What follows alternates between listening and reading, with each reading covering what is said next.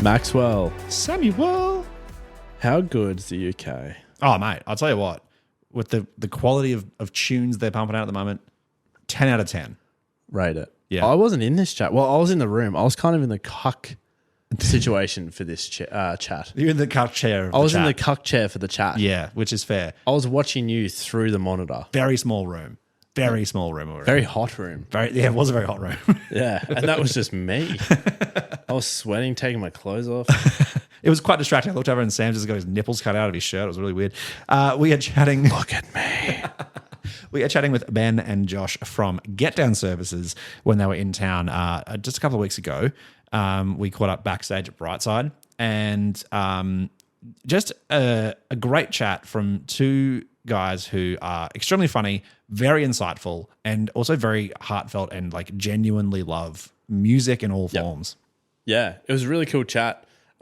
Especially interesting when they started talking about how passionate they are about community. Yes. And how they want to build out their local scene as well. It was very cool. I do want to say very quickly, one of the mics did cut out, so this one is a tiny bit weird sounding. We've fixed it with some various Gaffer tape. digital things, so it does sound a bit weird, but it should be good. So just bear with us. All he's saying is, we fucked it. Listen to it anyway. Please. Maxwell, I'll leave it to you. We're set up here backstage at the Brightside, joined by Ben and Josh from Getdown Services. Guys, welcome to the show. How are you on? Very well. Thanks for having us. Nice to be here. Yeah. Thanks for chatting. thanks for making time for us. You know, you come all this way and you have to talk to us. Sorry about that. We like to start the show the same way every week, which is to find out what you guys are listening to. So, what's been spinning your playlists? On the flight over, or the last couple of weeks? I've been listening to a lot of Bibio. He's one of my all-time favourites. I've been revisiting Bibio a lot. We listened to his latest album. I think it's quite old now. It's 2019. Ribbons is a good one I like. And Bivens Avenue by Bibio as well is a great album. That's what I've been spinning. Very nice. I've been listening to a lot of Rage Against the Machine again, revisiting. They are literally one of the best bands ever. So every year I sort of go back into like a bit of a nosedive, like into the best riffs. Yeah, and the huge riffs. Unbelievable. I don't know how he does it for like 5 albums. It's still All riffs. It's meant like 4 notes. It's so good. I've also been listening to a band called Guild Trip. Oh yeah. I really come across them. I've probably caught one or two of their singles, and I've liked what I've heard. Yeah, so yeah. Good shout. I was one. Yeah, I'll be honest. I didn't know Bibio, but I'm happy to go check him out. He's one of those you might know if you've heard it. Okay, right. Well, Got a few steps to advance to that. Lovely stuff. let's, if we can rewind it for listeners who may not have heard about Getdown Services yet, let's go back to the beginning with, the bands, the artists, the songs, the sounds that you guys bonded over, when you first became friends, and then when you decided to start making music together. What was the music that kind of brought you together? I think it was, we had a shared love of guitar music when we were like teenagers. We met when we were like 11, 12. Like, Ben was really into Arctic Monkeys, I was really into White Stripes. Mm-hmm. Something that is. Here we are. There still is. Yeah, probably those two. But then I think there was one band we really bonded over. It was like Daft Punk, the Riddlers. We both really into those. And I think that's the mixture of all of those influences, probably the sort of foundation for the band. And we cannot ignore we're in Australia. AC/DC, the best. But you got the best band of all time. Yeah. Look, we'll take that. Yeah. They're the second highest selling, but fuck Michael Jackson. So Yeah, we'll do it. You've actually put the ball in the tee very nicely for me to drive on the next question, which is because you've dropped a couple of singles lately. We've been very well fed. We've got I Can't Die Like That and The Radiator, which kind of feel like I Can't Die Like That feels like an AC/DC, if they wanted to get the people grooving, and Radiator feels like Pulp or Blur, like a 90s British indie from the cut. You guys have always felt like you've had like the punk ethos in, the vibe, but now it sounds musically like you're moving more in that rock direction. Was that like a decisive choice for this last couple of singles? Or I think, if I may, I think the punk thing was just because we sort of knew to make music in that way. So it's a little bit more lo-fi, a little bit more scratchy. Yeah. And as we've got better doing that, it's become a bit more refined. Yeah. And into rock. I think when we guitar was my main instrument. I started playing guitar when I was like 9, and for years and years I was just obsessed. And like that was my only thing. So I wasn't interested in vocals or productions. So when we started the band, it was I'd become a bit sick of guitar. I was trying to do something new. The whole thing I was trying to do, like, for electronic production and that side of things. But then as we started playing live, the band became like a live thing. It was always like a studio project was the idea. And as it became live, I think I started playing guitar more because it's just something to get some energy out. And then I was like, oh, actually, I think I'm getting back into this. And then I sort of fallen back in love with guitar. I think that's probably why there's more guitar stuff on, as we moved, through the albums and EPs. It's got a bit more guitar because it's like, it's my bread and butter, really. It's like, that's the only instrument I know to play well. Yeah. The rest I can sort of figure out and do a bit. And it's a nice feeling to fall back a little bit because like I sold on my gear. I was like, I can't be bothered with this and should be more done. So it's nice to be back.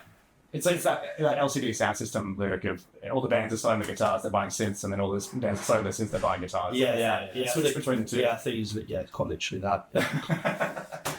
Both singles, cuts from Massive Champion, which is the second album you guys are dropping, upcoming in August. Yeah. You a bit tongue in cheek, you guys are talking about the new album is going to be less Aggie and less like poo. First of all, are those two things they're directly correlated? The more Aggie, the more poo. That's a good question. Yeah, I think probably. Yeah, I think it's like, well, you got that aggro energy. You start talking about feces. Yeah, you want to shadow and fire your ass. You want to make people squirm a bit with a bit disruptive. Yeah. Who does that beautifully? let's not let's not lead people astray. There's still plenty of in the it's not no poo. It's not no poo. It's a bit of vomit this time round. Yeah. You know what? It's good to hear there's let's say like net equal body fluids across the record. We're kind of like distributing it. Yeah. Easily. Yeah. In all seriousness, though, when you were sitting down to write and record for the sessions for the album, what was the kind of the priority changes for you in terms of what you're putting into this record versus what you put into Crisps and the EP? I think the main difference was probably this time around we sat down to make an album. Yeah. Whereas the first time it was like we were decided we wanted to make an album out of a load of songs that we'd already been making for a couple of years. So it's fit. That is quite a big difference. But we were talking when we were making this album. It's surprising how little difference there actually was when we made. When we got to making it, writing it, because like a lot has changed since we started the first album. Yeah, you'd think that a lot has. We've learned a lot more about music and just we're older now. When we were like 25, 26 when we started the band, and 31 now. You're 31 now, Josh. 31, yeah. Well, welcome to the other side of 30. It's fine, isn't it? Great to be here. Actually, is great to be here. I'm actually still 25. Oh, wow. You know what? He's unlocked the secret. So I've actually regressed. I'm headed more towards 60s. Which is good. It was you met in the middle there, what, like 28? Yeah, that's one bit. Yeah. Next door gonna be sort of holding. Yeah. I'll be suckling. Suckling. Yeah.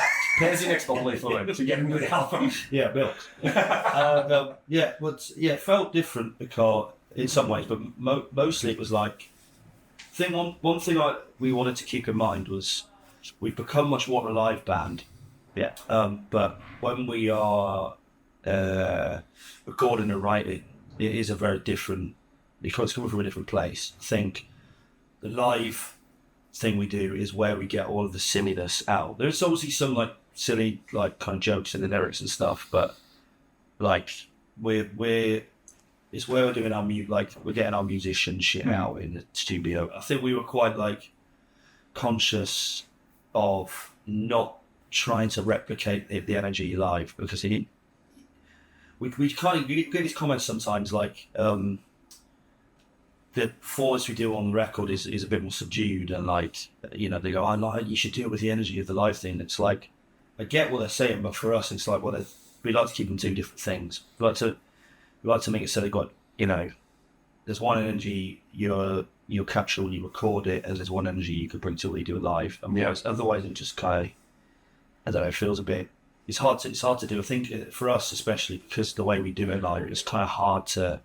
If they were exactly the same thing, it would just be kind of pointless. Yeah. We have to be able to bring something to the live show to make it feel different. You need to be able to go somewhere more with it, I think. Yeah. Yeah. And especially now this time, because there's more eyes on us and stuff, we were like quite mindful of trying to shut that out. And like, we were just like, let's just find a way to get to that kind of mental place that we've always been in when no one's paying attention. Mm-hmm. I think we did quite a good job of doing that.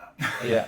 I was a bit worried about it because you're like, there's a lot more rest still on it now. Like we've got a counter now for once. Like, yeah, it's ridiculous. So you're like, there's a worry that can become a pressure and can influence the work a bit in a bad way. But it didn't. It just kind of, we went into this same zone that we've always jumped to. That's a nice thing. I think as well, something we wanted to carry on from the first album is because it was such like a collection of like a variety of different sort of genres. We still really like that thing.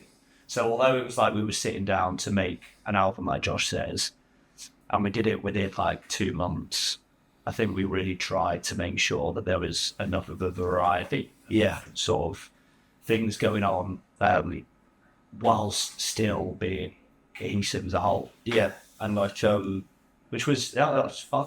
I think it was really, really fun this time. Like it was fun. It's always kind of fun, but this time it was like, it just felt a bit more, I don't know, enjoyable. It was really good. And also, I think we had a bit more confidence with our voices this time.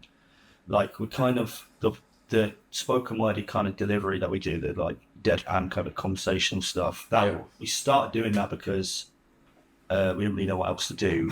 Like, you have to say, when we first started, we weren't doing that. We were trying to do this kind of croony thing, but we weren't very good at it.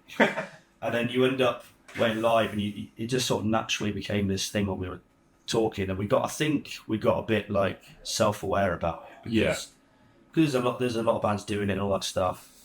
But I think when we came to making this album, we were like, a bit more confident with it. We were like, no, this is actually, something. I think all you ever really try to do when you make music, I think, or all we're trying to do is make something that feels like no one else would make it in the same way. Yet, like, you put a part of yourself in there, whether it's like good or bad, really. That's what you try to do. You try and work out if it's good afterwards. I think we were more happy as well to try and be a bit more less comfortable with what we were doing. Trying to sing.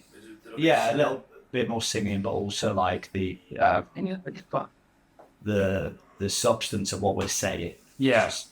I think we tried to be a bit more flirtatious with the idea of like poetry to be an abstract area, so abstract and then drop for a little bit. Put a big vomit or poo in there just to let it off. You never don't go too deep. Yeah, exactly. Yeah, it is interesting because you look back at like a project like Crumbs 2, and you have obviously so many fucking hilarious songs. Shout out to the Top Gear guys, but at the same time, also you have a song like "Okay," which is like instrumentally the most melancholy sound. Like you're listening to it, and without the lyrics, you feel exactly what that song is meant to be. Cheers, thank you. Do you find when you sit down, you go, "Cool, we've written a song like okay." When do you make the decision? This doesn't need lyrics. This can just be. It can be poetry and stuff. That actual example, I think it was like, I meant to get to it. I was like, I think that I like the vibe that I had, a kind of like melancholy thing. I was trying to get to it. I was like, I'm trying to get some ideas for that. I just made the instrumental, and I just never got around to it. Like, just kind of forgot. We had this real bad habit of starting and not finishing things. There was a lot of things that were sort of like being sent through, more like that just sort of got left by the wayside, and that we never sort of finished. Yeah, it's just one of those. We just kind of, that was one of them. Josh made it, and then it was like, oh yeah, that's really good. And it's just you never did anything. I don't know why that happens. It's just That'll do. We'll bounce that. And then, I want to take a detour, if we could, to a delightful little slice of paradise called Minehead, the town that you guys grew up in. Yeah, please do. You guys have been very vocal and super passionate about, the scenes in these smaller towns and supporting independent venues when you can. obviously it's very different in the UK to here in Australia to anywhere else in the world. But for you guys, how do you feel like the scene back home is? How do you think it supports bands that are coming up through small towns to give them a pipeline to bigger stages, bigger venues? I think we're really good at it in the UK in some ways and really bad at it in other ways. And in our town, mine, there isn't really any. It's kind of why we're so vocal about it. I think it's just like there isn't really anything to young people full stop, but especially musicians, great people. We're good at it in like generally in the UK though. There's like in a lot of smaller towns, there's a really famous, well-established, well-attended venue. Yeah. Like, I don't know if there are a lot of places in the world have that, where you can go to like a town that has like 10 or 12,000 people and it's got like a world-famous music venue there. Like that's pretty cool.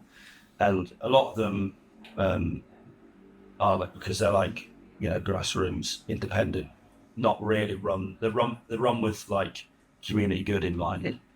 They're great for like up-and-coming bands, you know. And when we live, Bristol, there's loads of venues like that, and we quite literally wouldn't have got going if it wasn't for getting that home. So it's just, but the reason that we're so vocal about it is because, there's a few reasons. I think it's like it really changed our lives, genuinely getting involved in music. Right, we were quite kind of directionless, kind of, and not even, you know, we're lucky enough to do this as a full-time job. But even before that happened, just the feeling of like the social element of it, it was just this whole world that we got involved in that was just completely reframed our entire worldview for the better. And I kind of think that's a great thing. That I think more people could. It could solve a lot of problems. Getting involved in like a community kind of group of any kind could solve a lot of the social issues that we have, and music is the one that we love. So try to push people. Whether people like to admit it or not, like being part of a group of some kind, whatever that is, for us that was music, is like so important. Yeah. Like you could you meet some people and they're like, I'm happy being a lone wolf. It's like it ain't. Yeah. It is. Yeah, I mean, Yeah, and like I say, there's so much of it in the UK, and it's based dying quite rapidly. Yeah. It's being kind of, you know, venues closing down all the time, and it'd just be such a shame if that continued. Yeah. Like it'd be a loss for everyone. Everyone loses. It's like the UK's biggest export. Yeah. Like arts. Yeah. And like music. Yeah, got to have soft power to it. There's just no like support for it at all. Like it's insane. We always talk about this, use this as an example, but like we play like France, and they get a lot of public money. Like bands there they get funded by the government, which is great. But they're all, you know, and then you compare it to the UK, which we have nothing. All the French bands are trying to sound like British. We're all like putting all these like affected British accents and stuff, which I'm not being nasty about it, but it's like there's an irony there. Yeah. Like you know, the ones that are the country that's like kind of, you know, you don't want to blow smoke and won't ask too much, but it's kind of like setting some kind of tone, at least in Europe, for music and stuff. oh, even over here, like even Australian it's band like moves to London for a bit. Exactly, yeah. Like we're a big deal with the arts, but we just keep like chip away. I don't know why. For some reason, don't care about We don't like, care about that as a country. Yeah, so yeah, we just try to do our bit. I think maybe we're waffling a bit here, but like I think that something that we've noticed more recently is we sort of resigned ourselves to the fact, like, and I think most bands, all bands do, there is no money in music and doing music. Somehow we've managed to get to a point now where we are being like offered fees that are just like, it was unimaginable to even conceive that. There's money. And it's like all of a sudden overnight, someone has just decided, oh, there is money, but only for like a certain level and above. Once you get past this line. Yeah, and I think absolutely. And the annoying thing is, it's like bands that are much bigger and much more popular than we are, they still peddle this effectively lie that like, it's you know, there's no money. It's like There is. there is. Why is everyone pretending like there's not? There's loads. Like I'm not going to pass us on the back too, because we are cheap at it, so we get a lot of the time we get all money we need. We put it back into other places and stuff. You know, we help out with it. We'll pat ourselves on the back a little bit for that. But Round of applause. like, you know, I get all bands of different costs and things like that. But like Ben said, it's like we've got peek into this world now. And you're like, oh right, there's loads of money. Yeah, like there's loads of money for like with like the people that like to sort of yeah, there's these like events people. We go out and spend like hundreds of thousands on like expensive lunches and stuff. You're like, what? And the venue's closing down. You're doing that. Yeah. Give the money away. Take it off. yeah. It's like, you know, we recently played and to say thank you, we were bought like a really expensive bottle of champagne, which was horrible. Disgusting. But it's just Champagne like, wine. it's like, you had the fun. You just got like money lying around. Yeah, exactly. Yeah. Yeah. It was very nice of them to do that. Still drank it. I can still drink it. Have you ever got drunk just off champagne? It's like insane. It's That's horrendous. yeah, it's Like like acid. It's like being on acid or something. Not I'm acid. Not in a God-fearing place like Brisbane. Yeah. And I suppose the most important question I suppose that mine had is Queen's Head or the hairy dog for Fucking hell. Got me say Queen's Head. Good with Queen's Head. Yeah. The hairy dog is good for it's got a big play block out the back, but the Queen's Head's great. Karaoke at Queen's Head. You're not allowed on the play part of a hairy dog. Oh, fuck When off. you're over 12. That's the line. Which hopefully in a few years, that's not going to be a problem. You back in. That's a great question though. Queen's Head. I like that. Queen's Head. So many good Queen's Head or Christmas Eve. Great. They're really That's an official endorsement. You are over here for your debut tour of Australia and New Zealand. This is your first show. Do you have any expectations for the Aussie crowds? people have told us that they're quite raucous. Yeah. But best to just have no expectations. I know that we're going to be giving some abuse. Probably. Oh, they'll fuck. Mainly So I get Brits through. Yeah. in the crowd, I think. Yeah. There's this Traitors. big thing of British people moving over to Australia like it's the answer to something. I mean, we need All your traffic problems controllers. are in your head. Do you know what I mean? It's coming with you, so Yeah. I don't know what you're running from. Well, we, for some reason, we've got this huge chip on our shoulder about everyone moving to Australia. Yeah. It's nothing to do with Australia, it's just like this mass exodus of young British people moving to Australia, like you fucking cows. Jumping off a sinking ship as well. Yeah. Don't worry, we're sending all our young people back. So it's I think it's like a 1-for-1 trade of the exchange. Yeah. That's all right. There's a lot of Australians in London these days. Yeah. There's a, like, I mean, Shoreditch is basically like the Australian consulate, right? crazy. Well, they're very welcome. Yeah, expectations, don't know. Don't really have any. No Yeah. idea. It's hard to know, really. I do know that Australia is like one of our most streamed places. Well, how do we put it? Like, the US is number one where people listen to us. There's Australia. So we've got people like us in. So it should be good. Yeah. Fuck yeah. And that brings me to another point, which is that you guys are just in the US and Canada. You're here in Australia now, you're going back to do shows around the UK. I imagine for music that has so many references to British people and things and culture and like, the Beano, like the really specific stuff. How, like, do American crowds react differently to British crowds to Australian crowds? Maybe not Australian, yeah, but Yeah, it's weird. Yeah, like we've thought that a lot when we got invited to play in America, and that all came about. We were like, how the fuck is that going to work? But they're really into it. They're really, really enthusiastic.